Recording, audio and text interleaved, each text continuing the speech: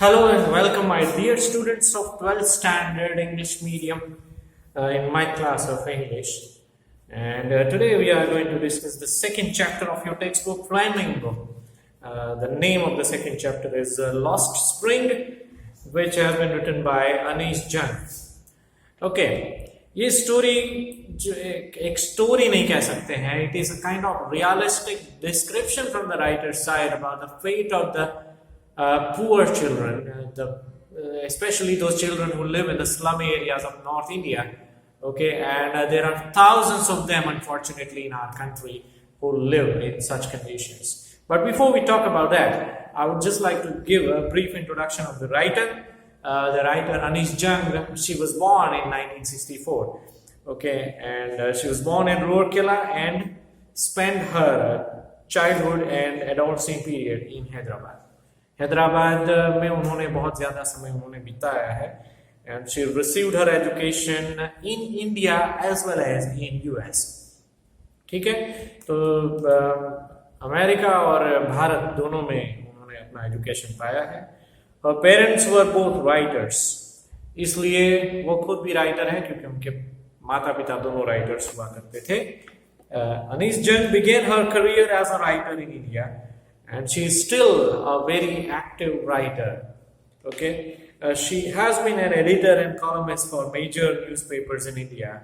एक जर्नलिस्ट की तरह उन्होंने काम किया है और इसलिए न्यूज़पेपर्स और मैगजीन्स में भी उनके कॉलम्स, उनके आर्टिकल्स जो है, उनके ब्लॉग्स वगैरह जो है वो आते हैं. Okay, she has authored so many books. काफी बुक्स उन्होंने लिखे हैं. The following is an excerpt from her book titled Lost Spring, Stories of Stolen Childhood. उनकी एक बुक थी Lost Spring करके, उसका टाइटल था, वही टाइटल यहाँ पे भी लिया गया है, The Lost Spring, Stories of a Stolen Childhood, ऐसा करके उनकी बुक हुआ करती थी. उसमें उसका एक छोटा सा अंश ये लेसन है. Here she analyzes the grinding poverty and traditions which condemn these children to a life of exploitation. तो आखिरी लाइन में ये लिखा गया इंट्रोडक्शन में कि बेसिकली ये लेसन जो है वो किस चीज के बारे में है. So she is willing to tell us a story of those children who are deprived of their real pleasant childhood and they are living the life of burden, exploitation.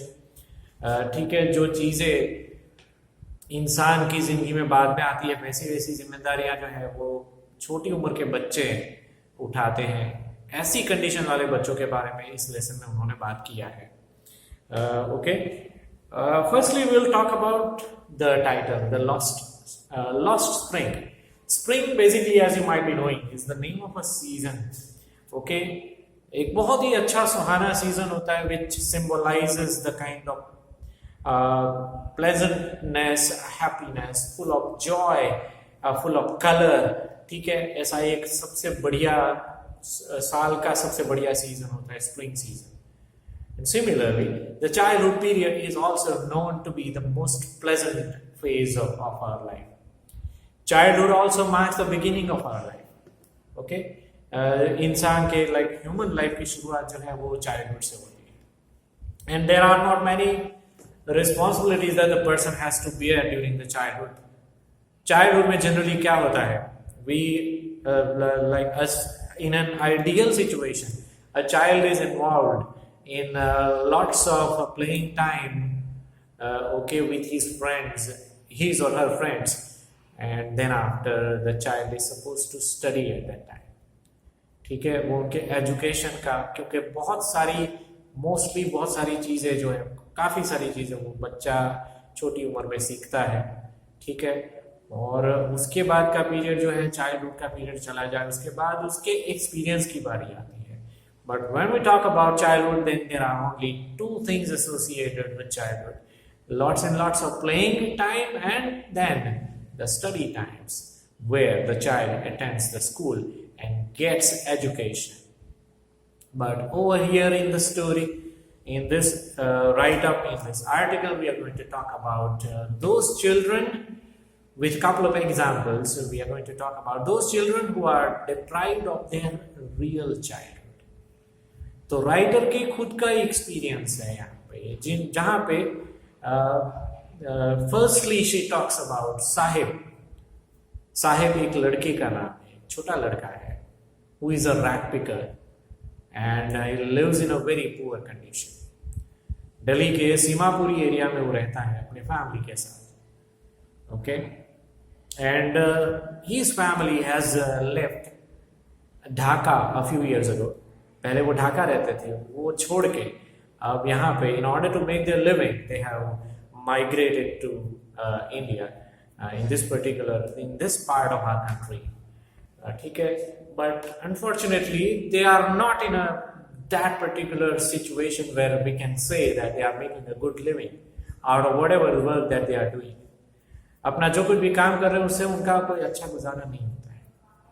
ठीक है, he himself, this boy Sahib, okay, he works as a rag picker. कूड़ा कचरा उठाने वाला जो है वो लड़का, काफी सारे ऐसे लड़के होते हैं, उनमें से ये एक है. ठीक है, और उसका नाम जो है वो उससे उसकी कंडीशन जो है वो बहुत ही कॉन्ट्रास्टिंग है. When the writer once upon a time asks his name, he would proudly say his name like Sahib Alam. ठीक है, वो अपना नाम बताता है साहिब आलम, लेकिन साहिब आलम का जो मीनिंग होता है वो होता है कि पूरे यूनिवर्स का, पूरी आलम का, पूरी दुनिया का किंग, ऐसा नाम का मीनिंग है. But here there is no question of being a king of even the smallest place of the earth. ठीक है, क्योंकि बहुत गरीब लड़का है. और ये लड़का और उसके जैसे काफी सारे लड़के जो होते हैं, they have a kind of a desire to be something in their life, but that remains as a dream only in their life.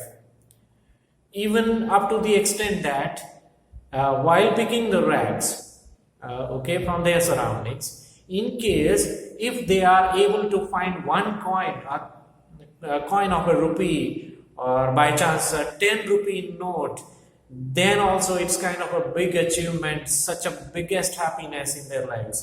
ऐसी सिचुएशन में ये लोग जी रहे हैं कि वहां पे 1 रुपए का सिक्का भी अगर मिल जाता है, 10 रुपए की नोट भी अगर मिल जाती है बाय चांस, ऐसा होता है कभी कभार, ऐसा होता है, तो भी उनके लिए ये बहुत बड़ा अचीवमेंट है. अदरवाइज तो उनको कचरा ही उठाना होता है. ओके, और as far as this boy is concerned, Sahib, he spends his morning hours. सुबह जो है वो he works at a local tea stall, wherein he gets the very meager salary of 800 rupees per month. And then from the afternoon onwards he gets some free time.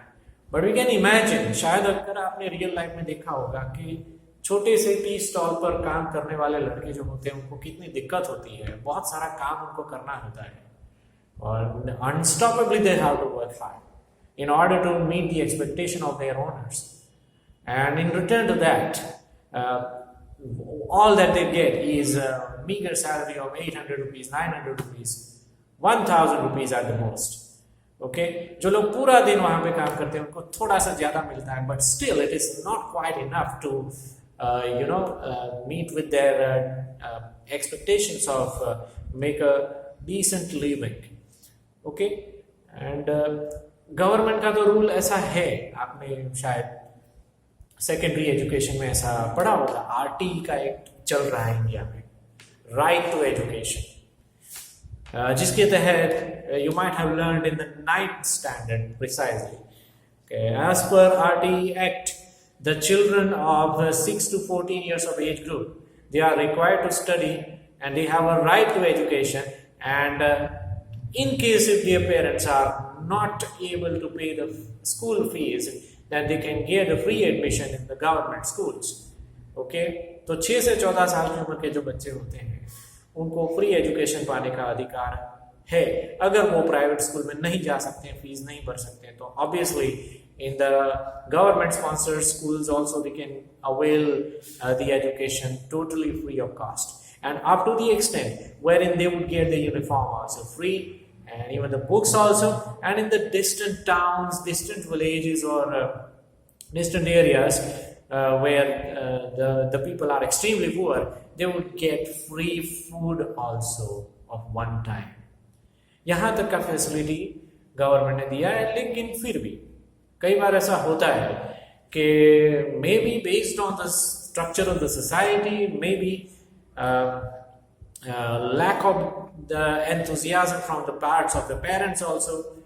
Okay, बच्चे जो है वो school में नहीं जाते हैं, and they end up working in slum areas, they end up living in the slum areas in the first place, and then after they live in a very dire situation, in a stingy surroundings, and they are deprived of the joys of childhood.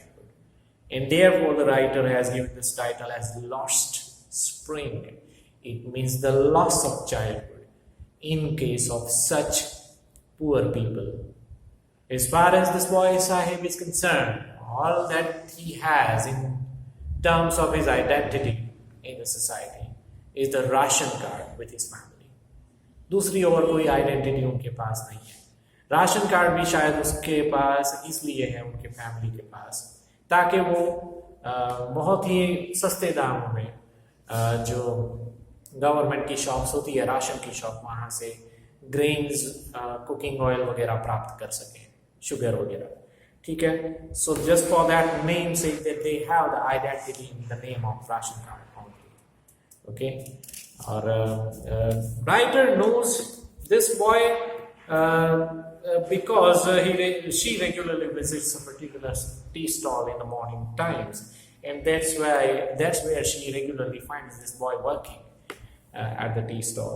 तो उसके साथ बातचीत करते हुए उसको काफ़ी सारी चीज़ें जो है उसके बारे में पता चल जाती है. And the writer in this particular lesson has talked a lot about his family background. ठीक है, बैकग्राउंड के बारे में भी अच्छा खासा उसको परिचय होता है. And when she asked him about going to school, क्या आप स्कूल नहीं जाते हो, या तो स्कूल जाना ही नहीं है, तो obviously he implies that there was no scope for him to attend the school on regular basis. And in case, because he lives in an area where there are no schools firstly, and in case if somebody builds up a school over there, he might consider attending the school in the future. But as of now, he is not in a situation to attend the school because he is busy in making a small amount of money, which would be of a little help to his family to make a living overall. Okay, otherwise his identification is a kind of a rag picker boy only. ठीक है.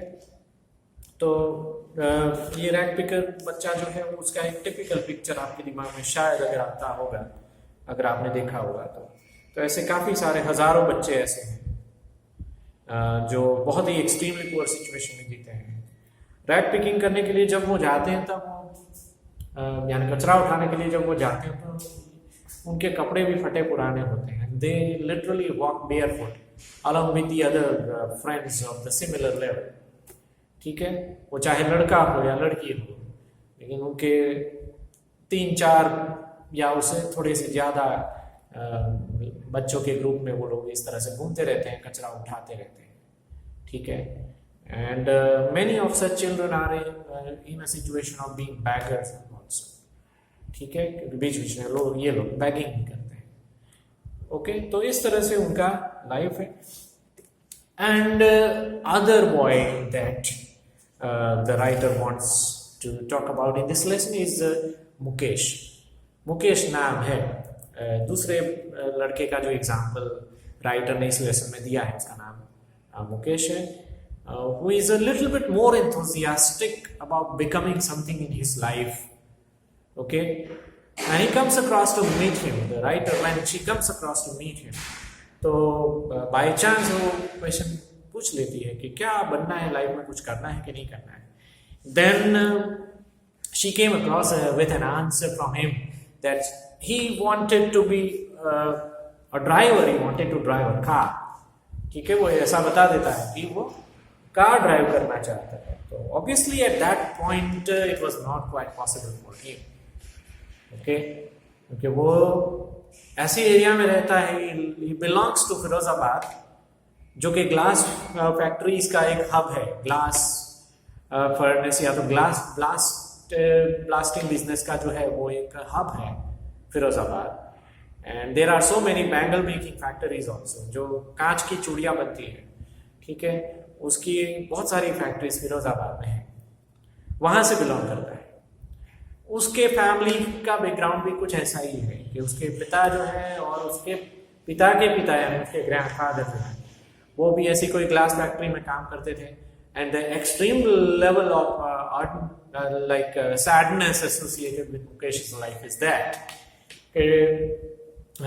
उसके पिता और उसके दादा जो है उनकी आंखें जो है वो ग्लास फैक्ट्री में काम करते हुए चली गई थी, because it is so dangerous to work in a glass factory, ठीक है, क्योंकि वहां पे बार बार ऐसे कहीं पे भी ब्लास्ट होता है और बाई चांस अगर नजर उसके ऊपर पड़ जाती है तो you might end up losing eyes, and specially there are high chances of losing eyes in case if you are a small child.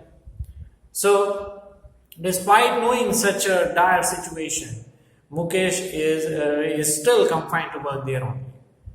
उसको कंपल्सरी वहीं पे काम करना पड़ रहा है, ये सारी बातें जानते हुए भी. और उसके पिता ब्लाइंड है, उसके दादाजी भी ब्लाइंड हो गए हैं ग्लास फैक्ट्री में काम करते हुए. ये सारी बातें जानते हुए भी शायद उसको भी ये खतरा है, ये सारी बातें जानते हुए भी वो वहां पे काम करता है, ठीक है.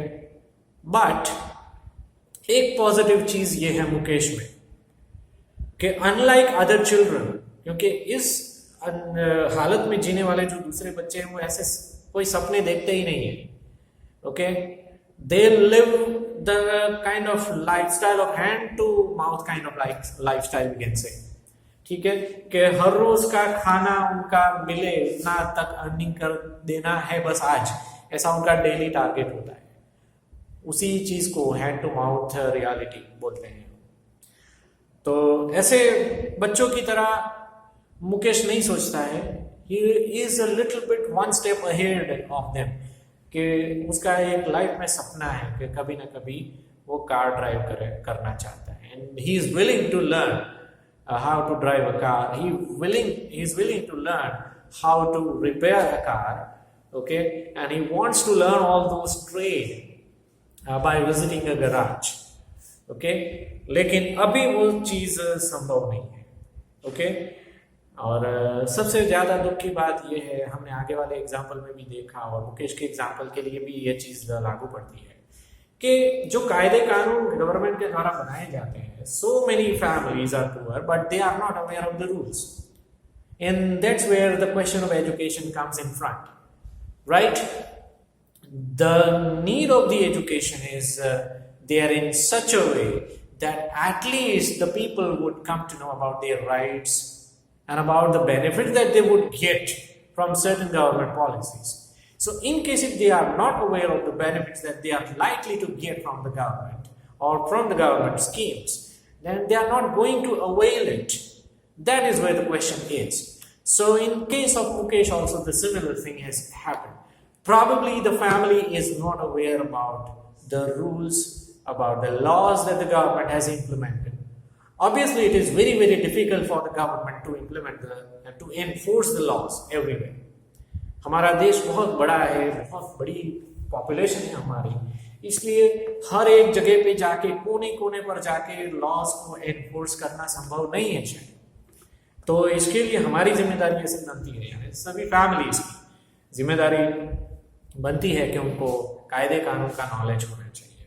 But unfortunately in case of Mukesh's family and in case of thousands of such other families, okay, they are not aware of their rights and they are completely not aware about the government policies and the laws. वो खुद गरीब अपने आप को मान लेते हैं और अपनी गरीबी को दूर करने के लिए बहुत ज़्यादा हार्ड वर्क करते हैं, भले उसके रिटर्न में उनको छोटे से लाइक छोटी सी इनकम उनको है, ओके. तो यहाँ मुकेश का भी चाइल्डहुड जो है उससे छीन गया है. He lives in dingy cells, in the dingy surroundings, in the kind of stinking surroundings in a slum area जहाँ पे कुछ भी अच्छा नहीं है, लेकिन अनफॉर्चुनेटली वहीं पे उसको रहना पड़ रहा है because that is likely to be the kind of free space for him. Okay तो ऐसे लॉज के बारे में उसको कुछ भी नहीं पता है. ओके बहुत सारा कूड़ा कचरा, बहुत सारा गार्बेज, बहुत सारी बदबू वहाँ पे आती है. But that is kind of his karma, his destiny with which he is associated. Okay और बैंगल मेकिंग बिजनेस में वो जुड़ा हुआ है और इस बंधन से वो कब मुक्त होगा वो उसको खुद को नहीं मालूम नहीं है, इनफैक्ट किसी को भी नहीं मालूम है. But at least as of now, क्योंकि चाइल्डहुड तो एक ऐसा पीरियड है कि वो तो आज है और फिर कल चला जाएगा, वो वापस नहीं मिलने वाला है. Which is the most bitter fact of his life. सिर्फ उसका नहीं, लेकिन उसके जैसे हजारों बच्चों का यह फैक्ट है कि ऐसे ही ये बच्चे बड़े हो जाएंगे और वो चाइल्डहुड जो दूसरे अच्छी हालत में रहने वाले बच्चे जो एंजॉय करते हैं वो उनको कभी नहीं मिलेगा. ठीक है, छोटी उम्र से उन्होंने काम किया है, एजुकेशन उनको नहीं मिला है जो खास करके उनको मिलना चाहिए. कुछ अगर बनना है लाइफ में तो एक सर्टेन लेवल का एजुकेशन होना बहुत जरूरी है. So that education they are not going to avail in the childhood and it would be extremely like next to impossible for them to avail the education when they would grow up. अगर छोटी उम्र में ही वो नहीं पढ़े हैं तो फिर बड़े होकर पढ़ने का सवाल ही पैदा नहीं होता है. Even they would also lose the willingness to study once they are grown up. छोटी उम्र में उनको शायद ऐसे कहीं ना कहीं ऐसे विश हो सकती है कि दूसरे बच्चों की तरह उनको भी एजुकेशन मिले तो बहुत अच्छा है, लेकिन वो विश फिर चली भी जाती है जब वो बड़े हो जाते हैं. तो इसी तरह से अपना चाइल्डहुड वो गंवा देते हैं. ठीक है. एंड मुकेश का और दूसरे बच्चों की हालत कुछ ऐसी होती है कि like they become the victim of exploitation from those middle man, क्योंकि उनके जरिए काफी लोग कमाते हैं. Middle man, police people, okay, agents और जो रिच पीपल जो उनका उपयोग करते हैं अपना काम निकलवाने के लिए. ठीक है, उसी के वो विक्टिम्स बन के रह जाते हैं. और मुकेश का तो ड्रीम है कि वो कभी ना कभी कार ड्राइव करेगा, कार रिपेयरिंग सीखेगा, कार ड्राइविंग भी वो सीखेगा. गराज उसके घर से करीब है, लेकिन he is not sure whether he would be able to learn what he has dreamed of. Okay, at present he is not sure of anything. He has to face the sort of embarrassment every now and then. Okay, तो यहाँ तक कि उसके पास एक से दूसरी जगह पे जाने के लिए पैसे भी नहीं है, तो he literally had to walk from one place to another in order to travel. Okay, तो ऐसी हालत में मुकेश रह रहा है, who has become the victim of the exploitation from the society, different sections of the society. Okay, the society is designed in such a way that so many things needs to be done in order to improve the situation of such children like Sahib and Mukesh. With that kind of hint, एक ऐसा hint देते हुए writer ने अपना lesson जो है वो खत्म किया है. दूसरी छोटी छोटी बहुत सारी डिटेल है इस लेसन में, but I would strongly recommend कि वो सारा डिटेल जो है वो आपको टेक्स्ट बुक में से पढ़ लेना है. 1-2 बार पढ़ोगे, ठीक है, तो आपको लेसन पूरा समझ में आ जाएगा. अदरवाइज लेसन में ओवरऑल क्या है उसका समरी तो मैंने आपको दे ही दिया है. Okay, and then after you will be required to read the exercise in order to prepare for the examination from Kemp publication, which I think would be the best option for you to refer the reference book in case if you want to refer the reference book. Kemp publication में सब कुछ है, textual grammar और summary और question answer, important question answers, extra question answers and the relatable vocabulary is also given in the Kemp publication book. ठीक है, तो उसको जरूर रखिएगा साथ में. लेकिन सबसे पहले आपको लेसन पढ़ना है. You must read the lesson once or at least twice, I would say. At least 2 times you should read the lesson. in order to ensure the full understanding of the chapter. Okay तो यहाँ पे हमारा ये second chapter से related lecture हमारा खत्म होता है. Thank you very much for your time, and you have a great day ahead with your family.